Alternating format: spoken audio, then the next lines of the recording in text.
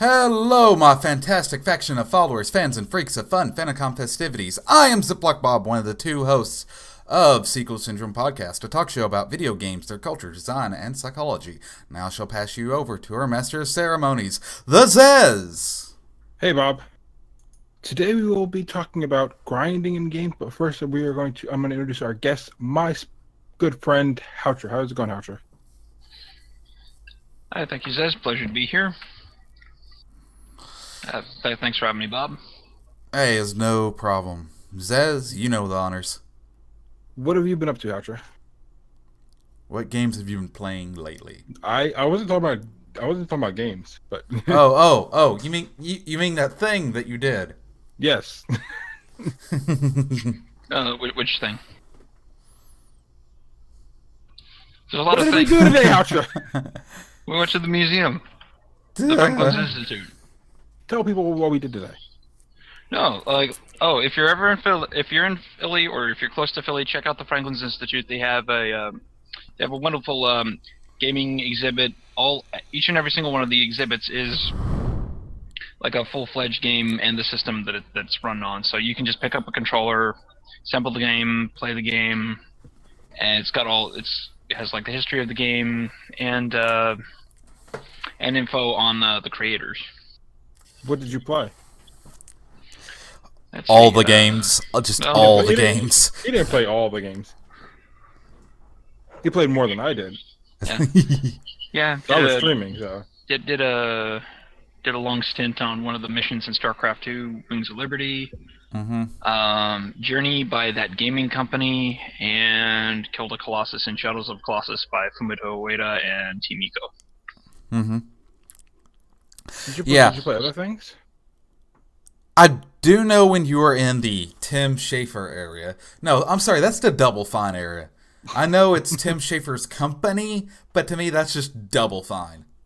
It could be. You know? But it said Tim Schafer on it. Well, yeah, because he's the face of the company and he's the person that everybody knows. They were mostly done by the creators, with the exception of Sega and Probably Blizzard. probably Atari too, because a lot of those, like, who exactly did what was kind of lost to time. No, Atari wasn't there unless some of the cabinets were Atari, the arcade cabinets. That could be. But other than that, it was like Peter Molyneux, Yu Suzuki, the creator from Ico and Shadow of the Colossus. I wonder if they had Populous. They did. Oh yeah, they did. Which version? Because I had the Super Nintendo version of that game. It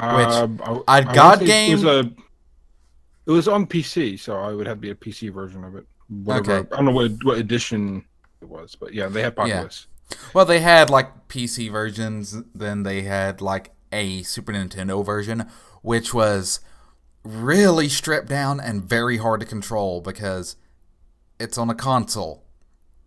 Yeah, for Peter Molyneux, I think they had Populous, Black and White, and Fable, and there's one other game. You remember what it was, Hautra?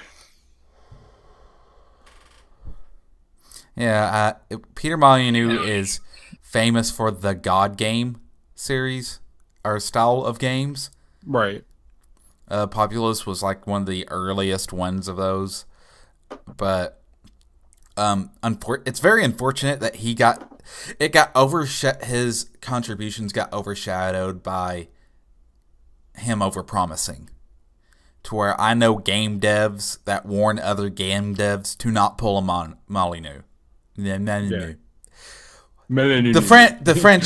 French guy's name over there. Yeah, him. Yeah, What else have you been playing, Hautra? Say again? What else have you been playing outside of what you were playing today? Let's see. Mostly been on a Blizzard kick. World of Warcraft, Legion. Been practicing a lot of versus the computer in StarCraft 2. A little bit of Overwatch here and there, and went a little retro with Xenosaga. Oh, Xenosaga, nice. Yeah. What about you, Bob? Let's see. I have been doing kind of a grand tour, so to speak, with everything that Twitch has been throwing at me. It's like, here, take this. Here, take this. 30 days of Here, games. take this. And I'm like, okay, sure. I haven't got the manual Samuel yet. That's next on the block. Yeah, I that's the only one I haven't downloaded. I'm not interested in it. Heard that's fun. I did a quick run through of Metal Slug 3. Got that rocket launcher. That was fun. The Last Blade was an interesting fighting game. Like, it is primarily how, like you'll get about halfway through the game, then, like in story mode, then a cutscene happens, and then the game starts slapping you around like nobody's business. So basically, went Ninja Gaiden on him. Okay, every fucking fight from there on feels like the final boss fight of every other fighting game from the era levels of cheap. There is no quit. There was also that weird game that, like, oh, this looks cute and adorable. I'm going to play it and it shouldn't be that bad. No, it's Japanese as hell. It's a fucking competitive shmup that the better you do, the more shit you throw their way, and the better they do, the more shit they throw your way, and it's just fucking chaos. Oh, God. Like, the entire time I'm like, oh my God, this is adorable. Why is it kicking my ass? Which game was that? It was the like third Twinkle SNK. Yeah, the Twinkle Star thingy. Twinkle Star Sprites?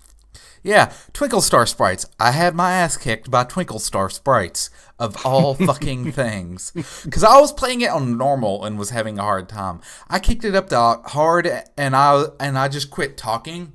There's a couple of times where I quit breathing because I was so focused that, like, the auxiliary functions started to shut off so I could game even harder.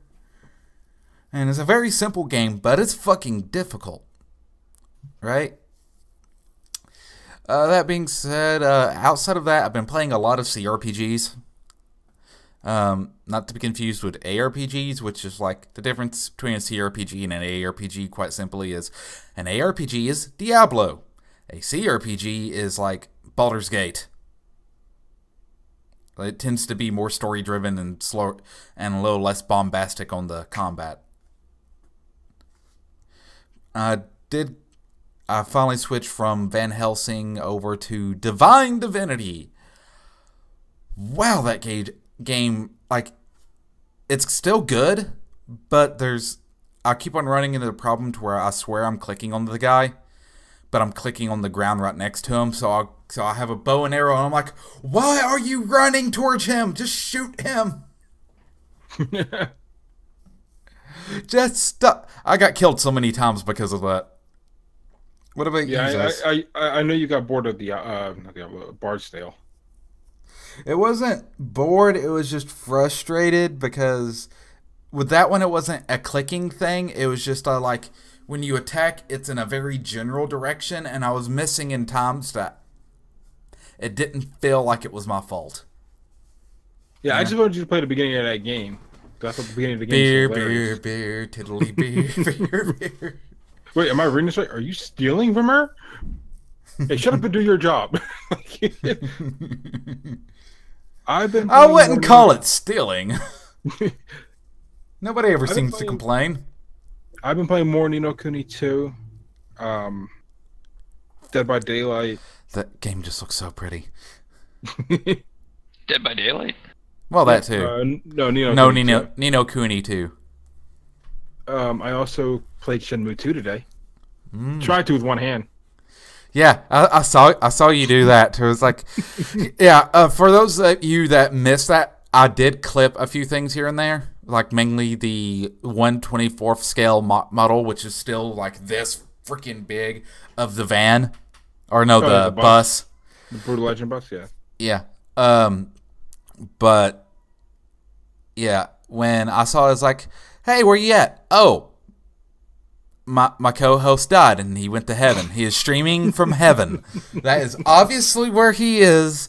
That is what makes the most sense to me with what I'm seeing right now. No, when I walked upstairs and I saw some of the stuff like Tim Schafer's Psychonauts on the wall, concept art, and everything, I'm like, this is Bob's floor.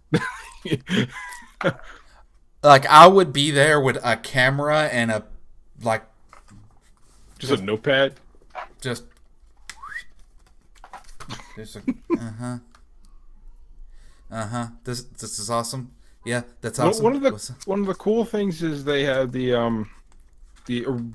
original Japanese guidebook to Ico, and the concept art book to Shadow of the Colossus. Yeah, from what I've heard, they usually like how guidebooks are still popular over in Japan, not because it's a strategy guide and it's the utilitarian purpose of it.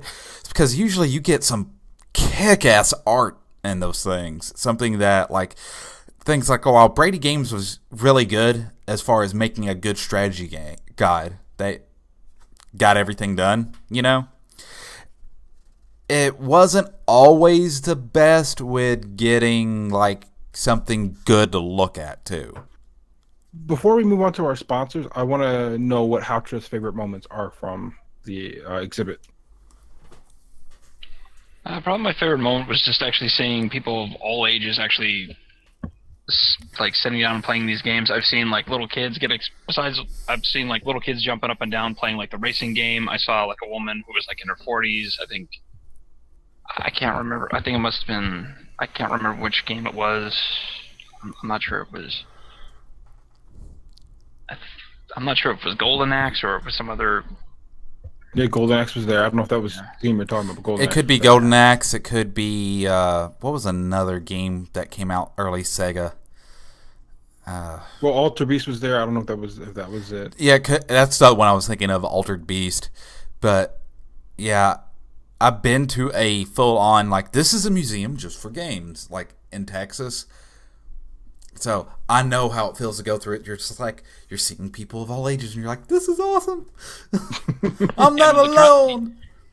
Yeah, the crowning moment was well, when I just turned around the corner, I was and I just saw Fumito Ueda's name on the wall. I'm like, yes, Fumito Ueda!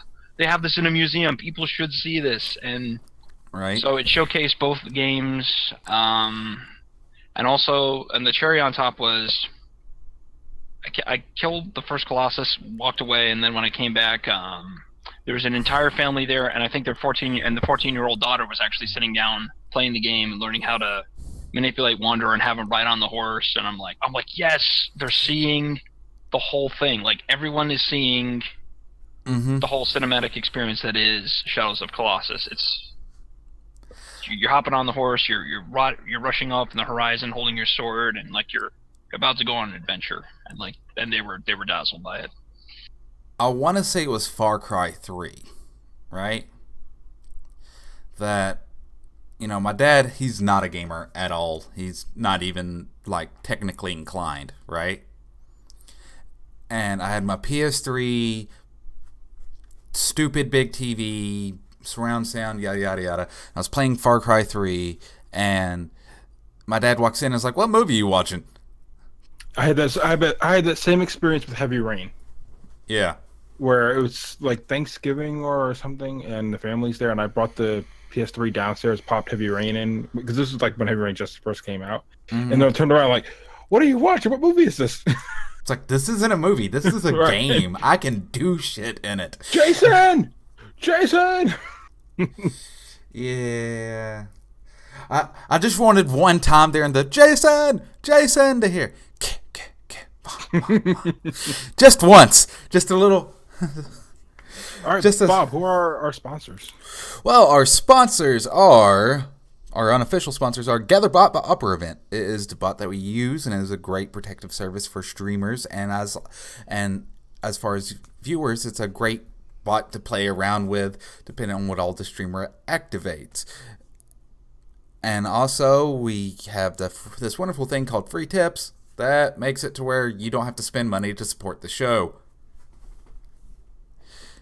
We also want to give a special shout out to everyone who cheers, subs, and uses Twitch Prime. We would like to remind you that Twitch Prime is a way to watch this ad-free on Twitch by linking your Amazon Prime account with your Twitch. And lastly, our charity of the month. It's a new month, folks, so we have to do a new charity. So I decided, hey, old standby, Extra Life. Extra Life is a charity supporting Children's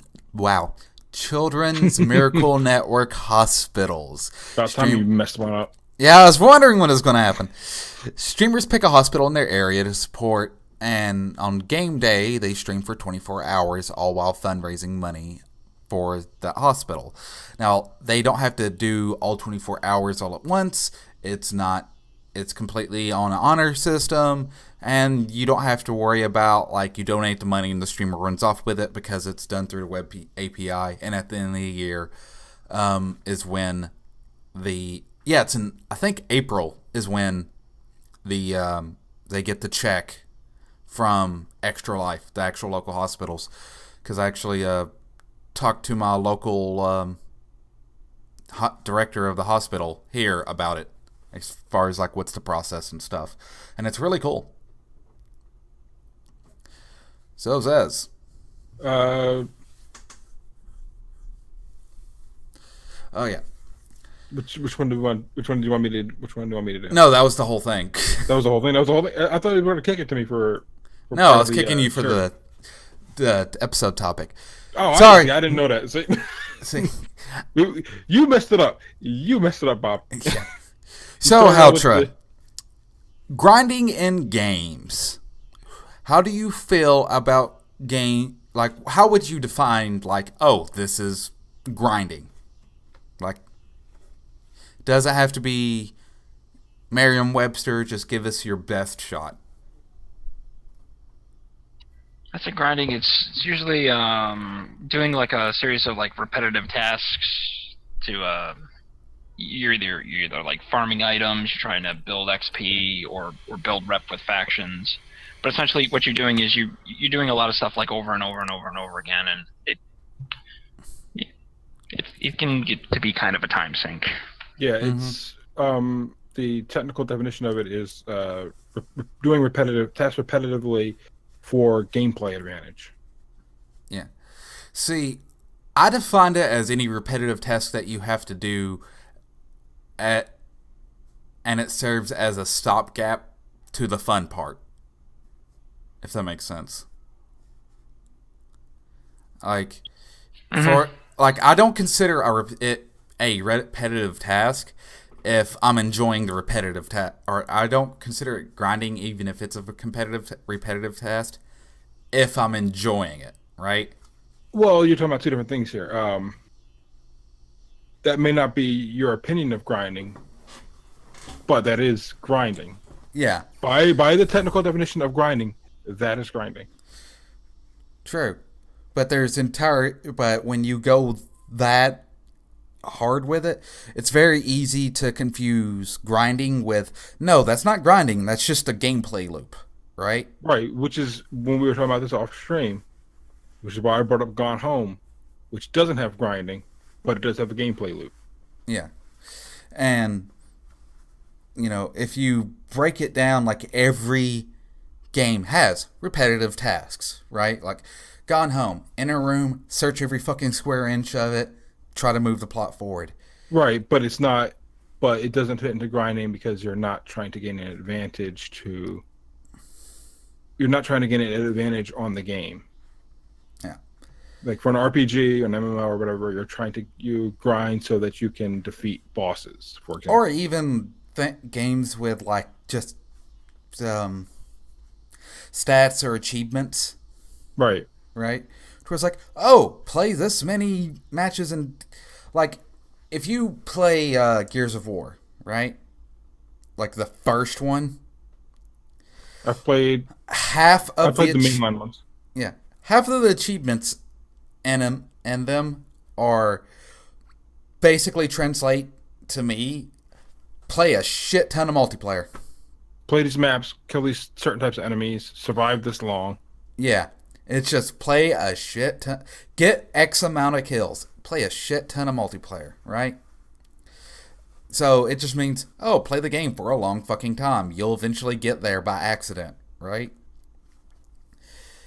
But when grinding becomes a chore, because the term grind was originally like a turn of phrase of the daily grind, to where it's like, yeah, I'm playing a game, but it feels like a separate job. Like that's when it gets to the point to where a lot of people, including that I know of, go, yeah, I'm tired of this. This is too grindy. This is just not for me. Where there's people like me to where, like, I play Diablo 3. That game is the grind is the fun, if that makes sense. Like, trying to get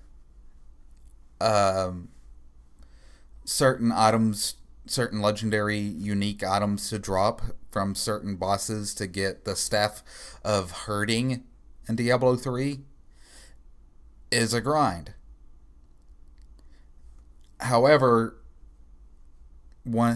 it's also kind of fun in a way, because it's like, oh, I use that time to optimize my loadout and figure out different ways of play to where I can, you know.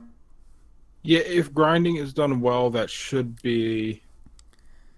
If it's implemented the right way, it should be designed to make you better at the game. Yeah. Through figuring out your loadout, for figuring out how to use abilities together, or just that kind of thing. Yeah, or it's just like, you got to get from point A to point B. Let's just throw a fucking grind fest in the middle.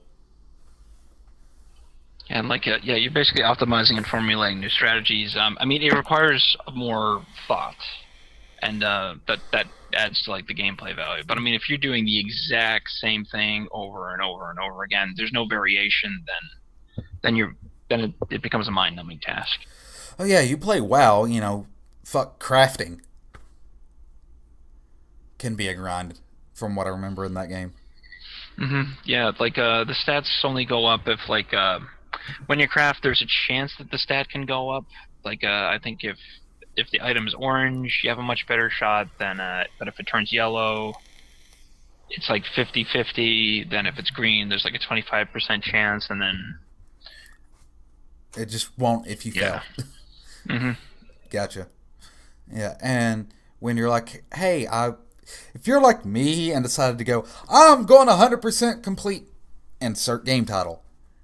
If they I've done that to I've done that to you on purpose. Witcher 3. Yeah.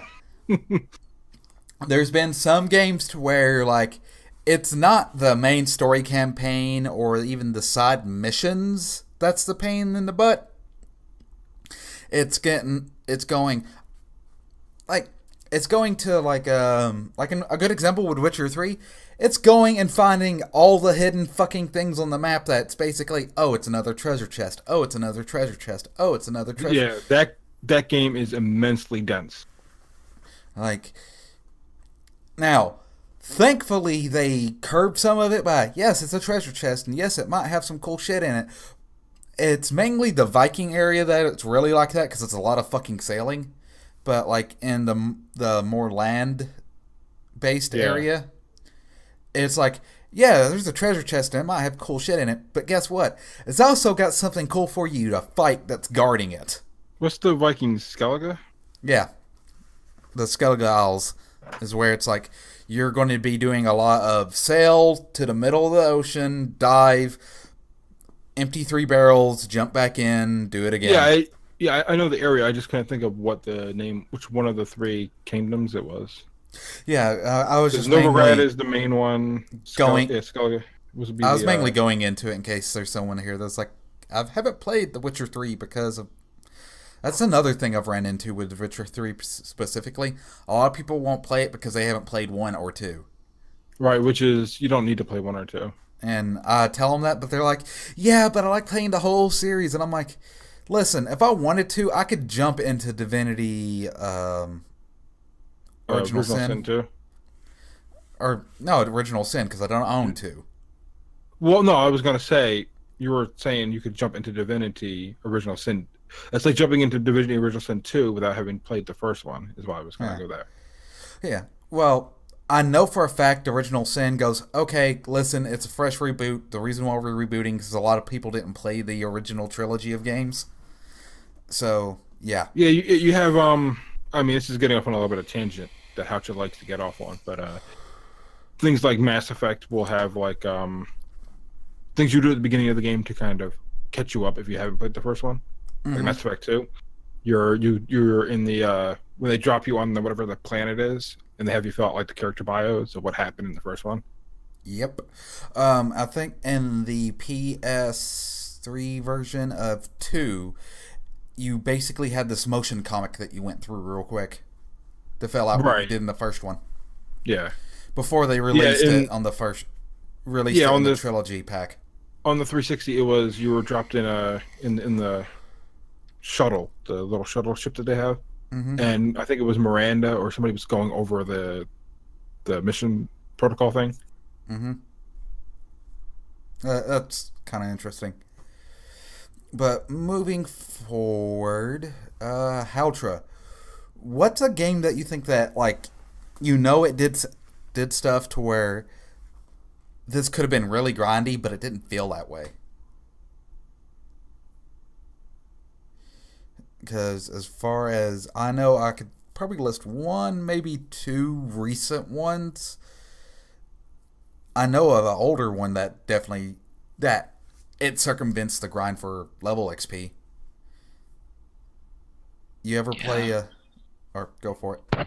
Yeah, I'm like reaching like really far back. Have you played the first Parasite Eve?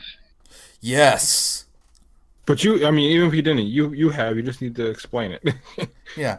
It's like, if I don't know a game, just go, hey, explain it. I have an imagination. Yeah.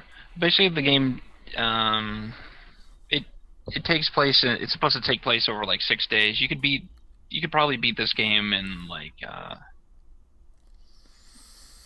don't know, I guess if you're not really grinding, you could probably get it in like under 10 hours. Like, the max level, I think you can get to like level 29 or 30, and then, the leveling requirements, like the XP requirements, just shoot through the roof for I think like level 30 or 31, and then if you stick with it and then get to like 32, then the XP requirement completely drops to the floor. Like the grind from 31 to 100 becomes.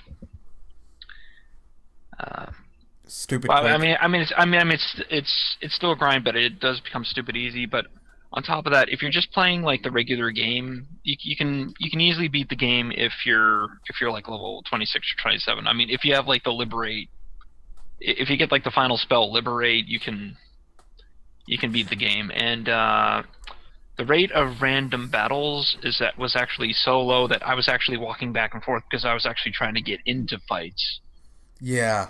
I do remember that about that game, to where it wasn't focused on the combat heaviness, because let's face it, for the time, that was a very unique way of doing battles, with like a lot of the Squaresoft things being turn-based RPGs, and it was more like Chrono Trigger in the active time battle, but in a 3D space. Yeah, and you can actually dodge and reposition yourself to get like I think if you're closer, you have a higher crit chance, and each fight had like each creature had mechanics that you had to get around. Like frogs, they had like a leaping like tongue attack. The rats could shoot fire, and they would shoot a spread of fire. You had to dodge the fire, and some of the spells. They had a few spells that were like divide and conquer, so there's a huge strategy aspect to it as well. Oh yeah. As far as a game I can think of that like figured out a way around the grind for the time, Earthbound. If you basically had a system to where if you ran directly into an enemy and you're both facing each other, you'd go into a battle, right? If your back was turned towards them, but they'd get first turn. You'd get first turn if their back was towards you, right? But if you were high enough level and you caught them with their back towards you, it would just go, okay, you beat them. Here's the crap you got. Here's the XP you would have got. Move on. Because it just wasn't worth your time to fight them. And there's so many turn-based RPGs. I wish they would have done that shit. Because it's just like, it devolves into just mash A a lot to win or mash X a lot to win.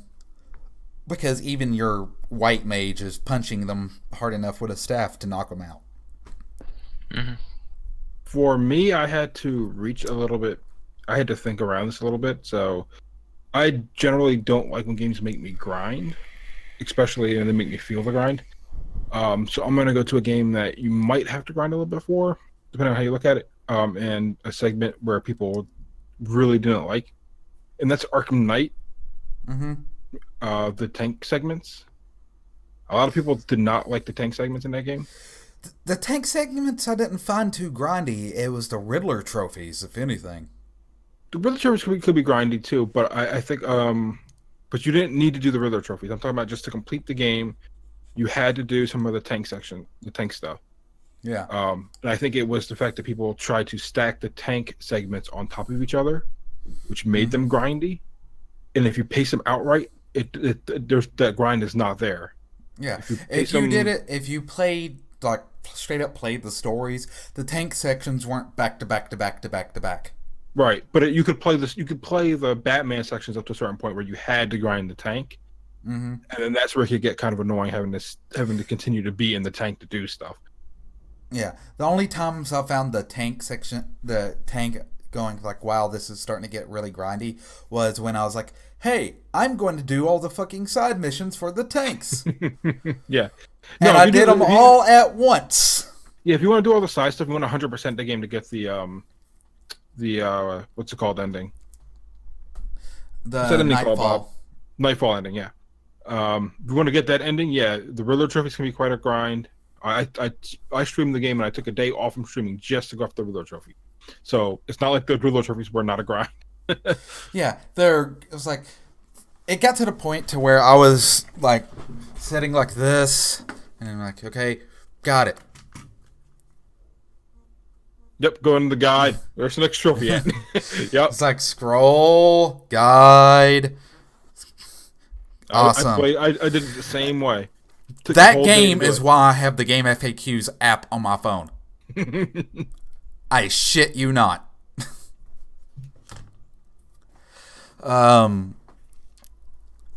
But yeah, like grinding can be problematic, but there's a game to where I never found it grindy, even though the gameplay loop lends itself to grinding, right? Stardew Valley. It's a game to where you literally farm everything. Yeah. Yeah, I mean, farming, when you're playing a farming game, you're playing the definition of a grind game. Like, it's the definition of a grind game. It's like, but it doesn't feel that way because there's all these little sites and attractions that. So it's like, okay, today I'm going to water my crops. Okay, I'm done watering my crops. Now what? I'm going to go mining. Something else that's really grindy. Right. The official definition for grinding, like I stated earlier, is in video gaming, grinding is performing repetitive tasks for gameplay advantage. The behavior is sometimes referred to as treadmilling, pushing the bar, catasizing, or farming.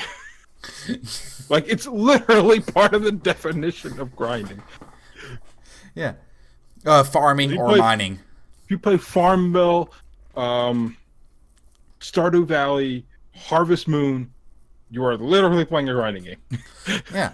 But the game has enough charm to get by because it's like, oh, I'm going to go fishing. Why? Because I want to be able to, like, you know, get money to get a better house or to, like, you know, but I don't find it tedious. Because I enjoy the action that, you know, I enjoy fishing. I enjoy trying to get the community challenges done. No, yeah, there's nothing wrong with you liking that kind of game. Like, that kind of game, you know, for games like Farmville, Harvest Moon, Stardew Valley are very relaxing games for people. Yeah. They're, And so, like, grinding doesn't have to be a dirty word. It can be done in a way to where it enhances the gameplay loop, right? To where, like, I wake up, oh, it's raining, and it's fall. I need to go to the ocean to catch this fish so I can cash that thing in and get that part of the community events done, right? That I don't mind at all, because it's like, it's constantly giving me another goal, right? Right. But if you took that community event part out of it, I'd hate the game. Because I'd have no goal, no direction. I'd just be like, well, this got boring because I got nothing to work to, And I've spent, I think, 200 hours in that game. So, yeah, bit of a fan. So I have a question as far as grinding games. Would you guys consider RTS as grinding games? Dear God, yes. I say that I say it specifically because Hautra was playing StarCraft at That one's a little bit faster paced, but if you play like some of the older Age of Empires, where the matches can take fucking forever, especially if you're on a large map. You were gonna say something, Hautra? God. Yeah, like StarCraft does move at a pretty brisk pace. If you Just because it moves at a brisk pace doesn't mean it's not grindy, though. Oh well, I mean, like technically, I don't like you can earn XP like when you play matches, and when you earn enough XP, you get like a new character icon. Oh, you get the Queen of Blades character icon. Like whoop-de-doo, nobody really cares, but Yeah. but I played against the computer like over and over and over again, or I'll play like certain missions over and over again because I try to find like a new strategy. I try to Basically, you're taking things to a lab. To a what? You're taking it to the lab. You're kind of working on it, doctoring it, trying to get your own you're- secret sauce in there. You're taking it to Dexter's laboratory. Yeah. Yeah, something like that. I don't really gain X.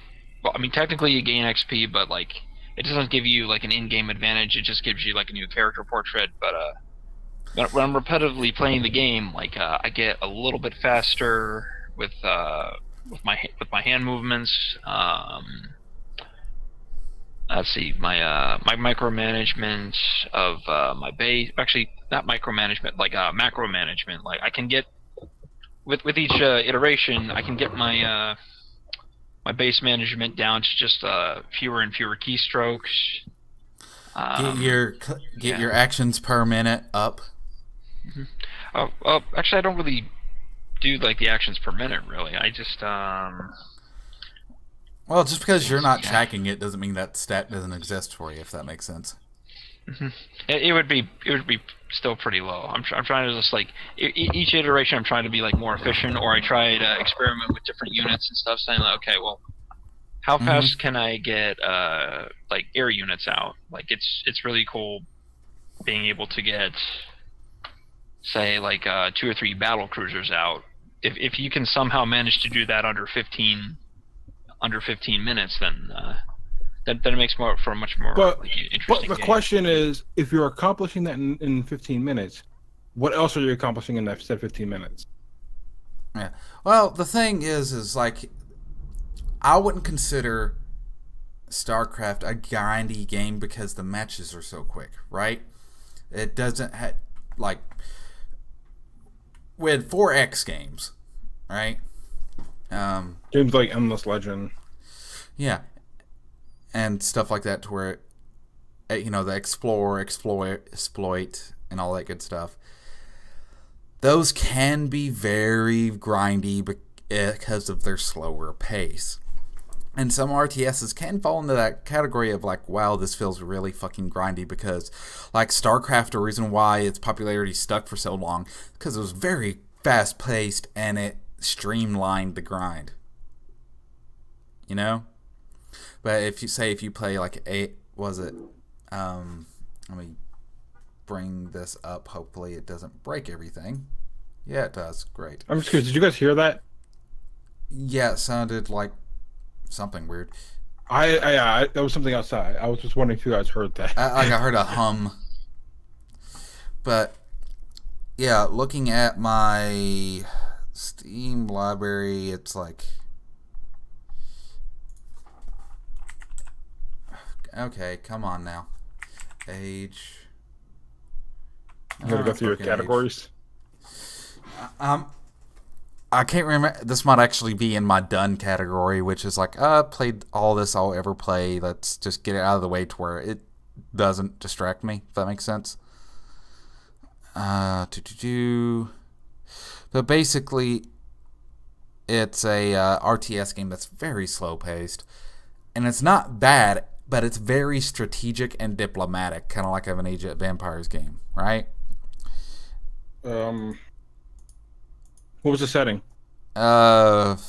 You'd start off with tribes and go all the way to modern day,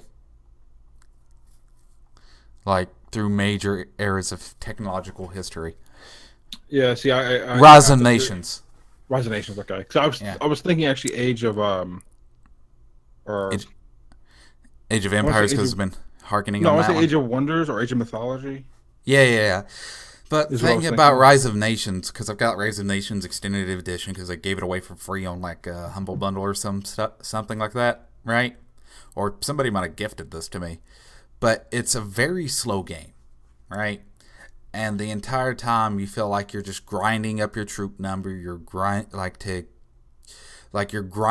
to get a gameplay advantage of, if you're attacked, you can defend yourself, and then counter it, and constantly dwindle down their numbers, or you can, or you're grinding towards the nuke, so you can just nuke everybody into oblivion and say screw everybody, right? I mean, like how I won certain matches this game was just launch the nuke over and over and over again until they were just putty. And it's just like, well, that wasn't that enjoyable. But if I was playing against a human, it'd probably be a lot more enjoyable. But unfortunately, this game is kind of old. Yeah, it looks old. I was looking at it on Steam. And a lot of networking support isn't there for it anymore. That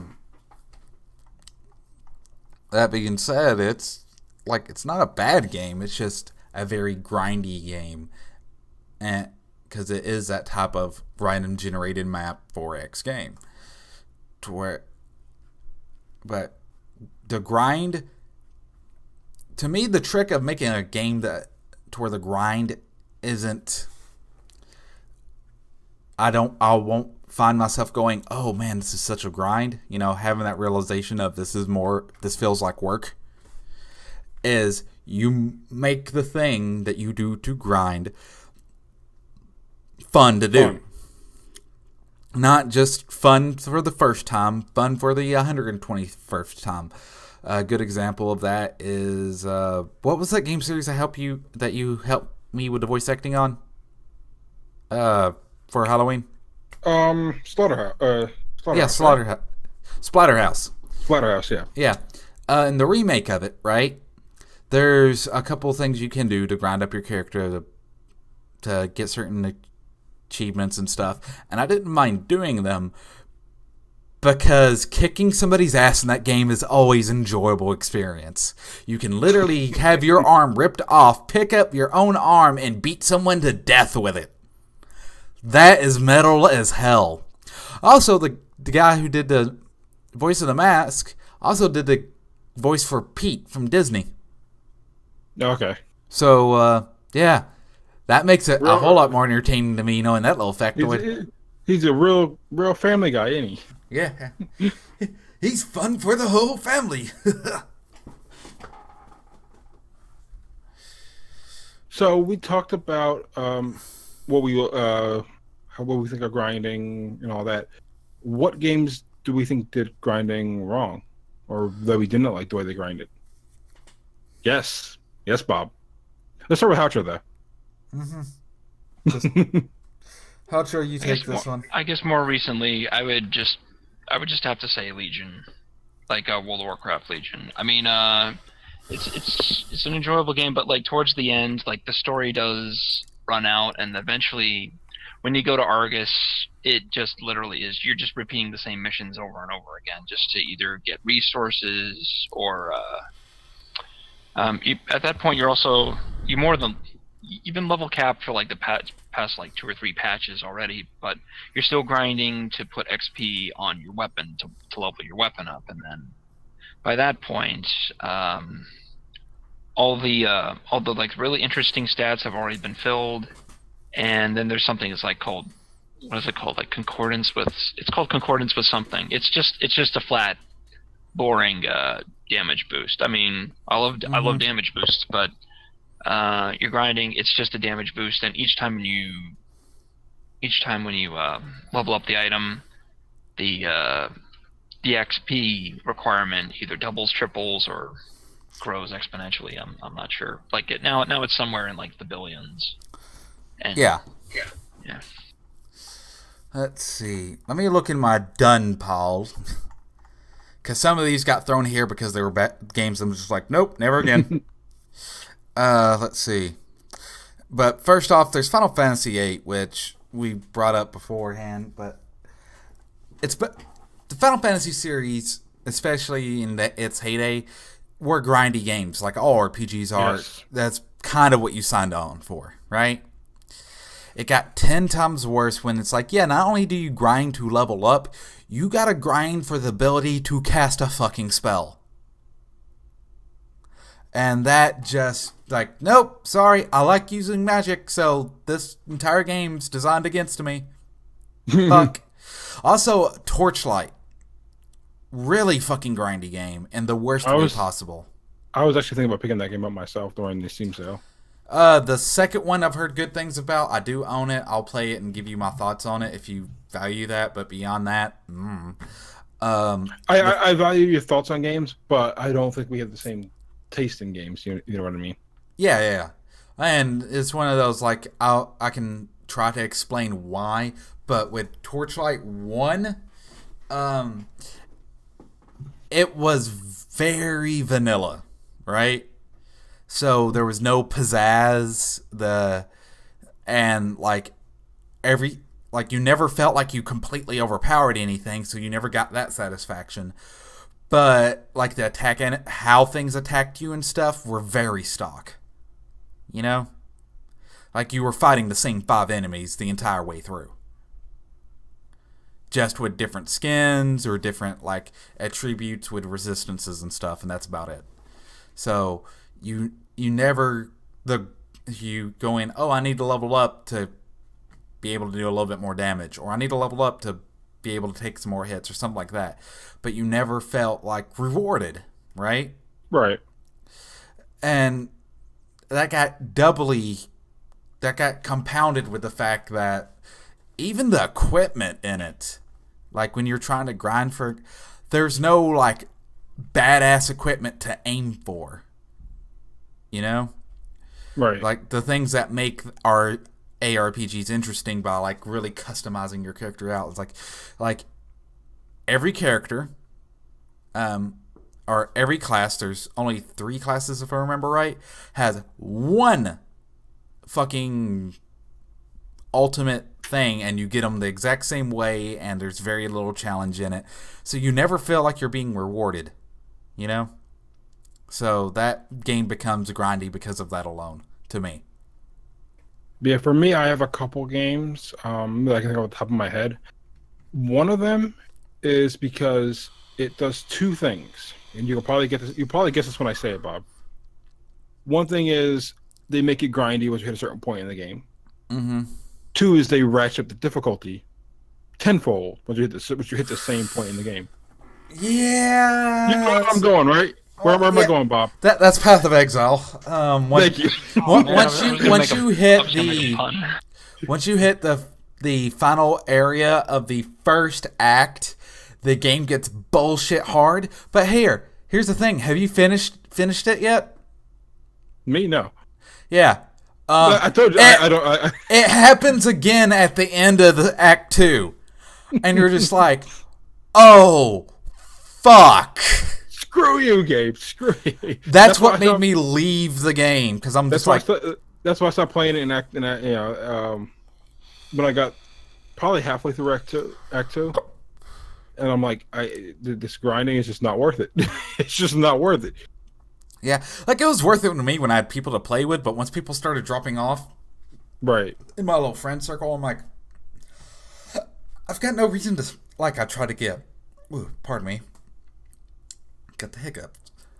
Once like I got to the point where I couldn't get viewers to play the fucking thing because I could see that, wow, he's really fucking grinding and he's not enjoying it because he's playing by himself. That means if I'm playing by myself, I'm not going to like that. That's literally did not do any favors for that game. Right. But hey, at least it's free. Yeah, it's a good game until it decides to do that. Yeah, in my personal opinion. And I can at least go with the hey, it was free. So there's that. My second game is another game I really enjoy. It's a JRPG, Tales of Zestiria. I like that game. Dear and God. It's like a normal JRPG. You get to a certain point and then you have to grind. This is the same reason why I stopped playing games like Bound by Flame and Final Fantasy 12. It's the same reason I stop playing those games is because they get to a point where you just have to excessively grind to get up to level. Because it's not naturally, you're not naturally going to go through the game and meet the level that the game is giving you. Have you guys ever played any of the what's it called? Disgaea games? I've played Disgaea not in-depthly though. Okay. So, max level is into thousands, right? There's a fucking reason for that shit. And also, you might want to grind between chapters in the story. And what sucks is like you're like you want to get like say if you want to get character A to level up, right? Character A can do all the damage in the world, but if they don't get that last hit in, they get none of the XP. Oh yeah. That's something I hate in games too. That it'll do Ni no Kuni 2 does this, right? Let's say you go into a fight, you can only bring 3 people in your fight, right? Let's say you're fighting a tainted boss, which is a stronger than normal boss. They're a legit like world mini boss. Mm-hmm. So let's say you have one character dies and the other 2 survive, and they kill him. All 5 other characters that you may have will get XP except for the one that died. That one I'm fine with. That's actually a normal trope. I don't like the fact that the character that dies is not getting XP, but the ones that don't participate are getting XP. No, like I can live with that a lot more than I can live with. Oh, guess who didn't get XP? The guy who did 90% of the damage, but because this person over here did the last 10%, they get 100% of the damage. Right? The XP. That's not cool either. I mean that like at least with like what you're telling me. That shit's kind of expected, except for I expected it to go, only the 2 people in the battlefield that survived. Right. That would make sense. If you bring 3 people in, and if you're going to take XP with people who did not participate or that died, that makes sense. But, okay, but you know what? That actually them, like those people that aren't doing it, like, let's say if there is a section in the game and I don't know, so I'm not spoiling anything, okay? Section where they take them away? Yeah, like they take away someone you've been using for a while, and you're like, I hated those sections in older games because I'm like, yeah, I'm level 30, level 40. Final Fantasy did that in 10 and 7. Everybody else is like level fucking 10. And I'm like... Yeah, Final Fantasy does it in 10 and 7. Yeah, like in 7 when I lost Aerith, I'm like, oh no. Not only did I lost a healer, I lost one of my most powerful characters. Mm-hmm. Oh no, I am so fucked. I am F-U-C-T fucked. I am so fucked, duct tape can't fix it. The same thing happens in Final Fantasy if you build Yuna up as that character until you get her back permanently halfway through the game. Yeah. And that's just, ugh. Hautra, do you have any grievances to air like that? Well, in Final Fantasy VII, like, I didn't really level up Kate Sith or Yuffie that much, so when you get captured and sent to Junin to be executed, then Barrett breaks out, and then you have to use Kate Sith, and then Yuffie, and then that's kind of awkward. Yeah. I've actually seen a playthrough to where they didn't get Yuffie. So they just had Kate Sith? Mm-hmm. They're playing the game blind, like you know how Mouse did, where she's one of the few people that knew nothing about the game. And she still swears by it. It did not happen. It did not happen. She's got the PC version, right? Yes, she does. She can make it unhappen with a glitch. Don't tell her that. She has to play through 3/4 of the game to make the glitch happen. Don't tell her that. I'm going to erase this part of the podcast, Bob. You're not the editor, I am. Aerith pulls an Obi-Wan. I actually am editor on your channel, so... Anyway, Aerith, she pulls if you make it to where I have to redo this, I will kill you. I will make you eat your hat. Not your logo, your actual hat. Moving on. Okay. But yeah, like, I think we've gotten better with grinding in games, honestly, to where it's not as big of an issue. Like, a lot of times when I see it pop up nowadays, it's from Ubisoft. You know? I don't know if I quite agree with that. I don't play Ubisoft games like that so intently anymore, though. But, well, you know, I'm talking about, like, say you've played Assassin's Creed, right? Like, right. Any of them? So, like, yeah. Okay.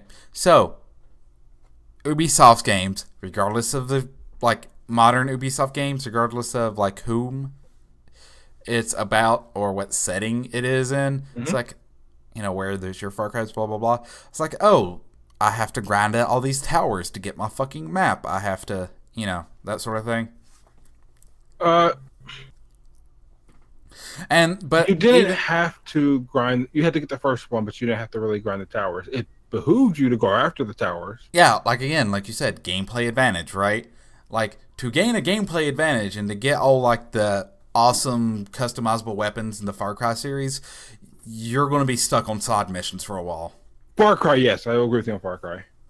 And that has, from what I've heard, translated over into the Assassin's Creed series. As far as like if you want to get all of the weapons or all the best weapons, you're going to have to like take over all the shops or all. See, I have Unity, Syndicate, and Origin, but I have not played them, so I cannot comment on that. Yeah. Because I have them, but I haven't played them. Like Origin is sitting literally right next to me.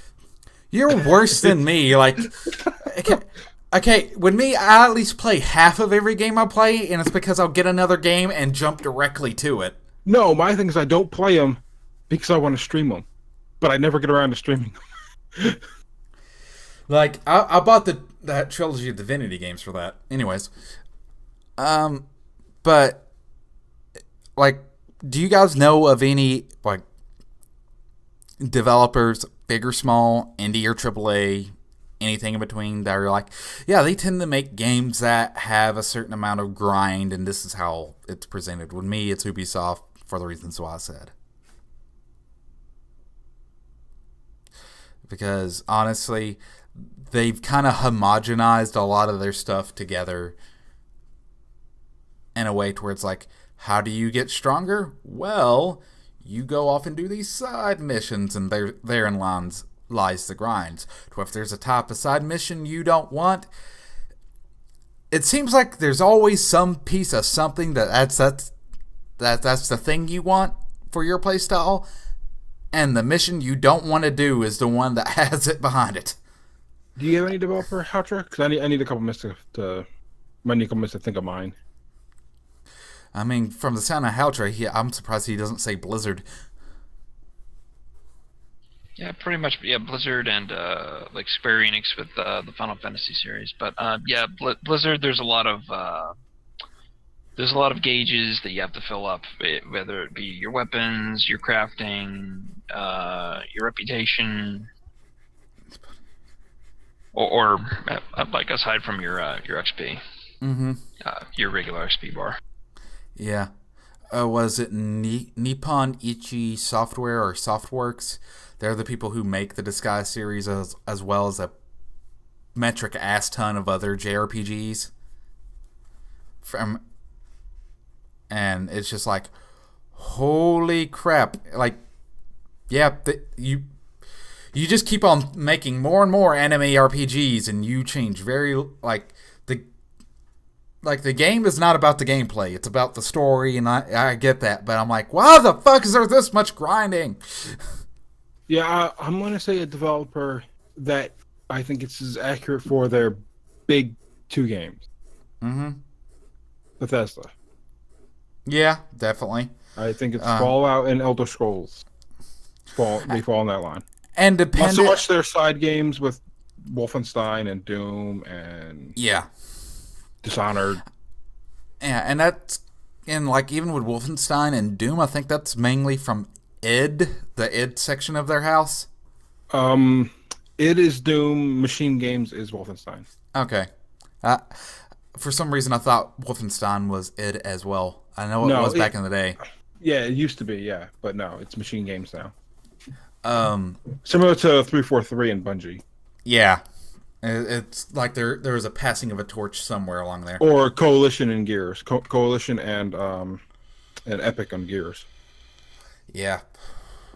Which, God, I would love to work for them one day, even as a coffee boy. What? They're in my neck of the woods, kind of, sort of, not really. What? They're in North Carolina, I think, or Virginia. I'm not sure. But are you talking about Epic, or are you talking about Epic? Bethesda? Epic? Yeah, I don't know where Epic is. I know Bethesda's in Maryland. Yeah, Epic's kind of like one of the few things that comes from my region, I believe. I could be wrong. Don't worry. YouTube's comments will fucking tell me otherwise. Well, you kind of are in the... I think you kind of are in the almost the East Coast hotbed of studios, though, in the Atlanta area. Yeah, I mean, I'm 3 hours from Atlanta. I'm 3 hours north, and there's the people who made Brawlhalla from Atlanta. And there's a lot of games, like literally, like, you know those opening splash screens? Yeah. There's some where you'll see the Georgia Peach logo on, because there was a lot of funding that came from, like, state funding to get devs there.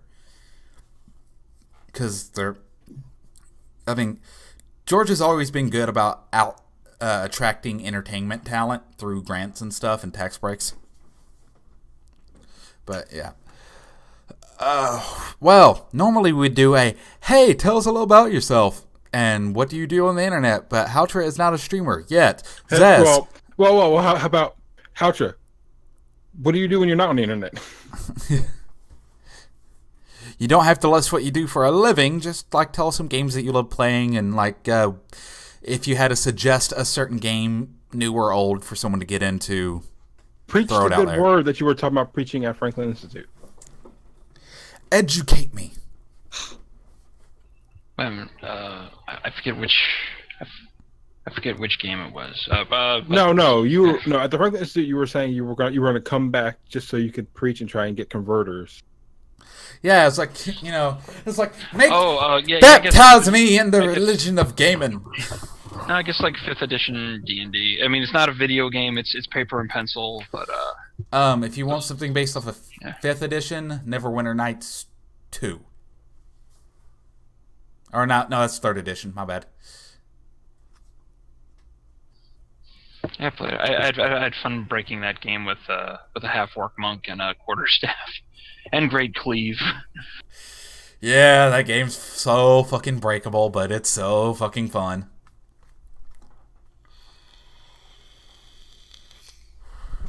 But, yeah. It's like, tell everybody, like, some games to look into that you're like, oh, back in my day when we used to order anime and mail away for it, and used to pay $30 for 2 episodes on VHS, and we dealt with it. We got it all on New HF. Indeed, we did. We didn't like it at all. God, I'm old. So suggestions, Hautra, suggestions.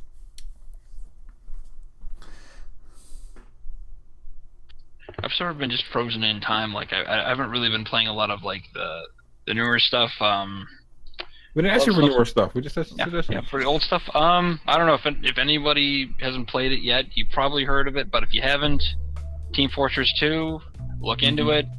It's sort of like a pre-Overwatch type game. The best way to describe it is, if Pixar didn't create it, but this is what Pixar. If Pixar ever devised like a really violent. If Pixar got homicidal. Yeah, if like a very violent. So if Pixar had PTSD. Game. Yeah. Got it. Yeah. Complete with dynamite. If nothing else, just watch the animated shorts. Oh god, those are hilarious. Do you believe in magic in a young girl's heart? I can never look at that song the same way again. You know what? I found a song this week, Bob. Do you remember that old EA game Mercenaries?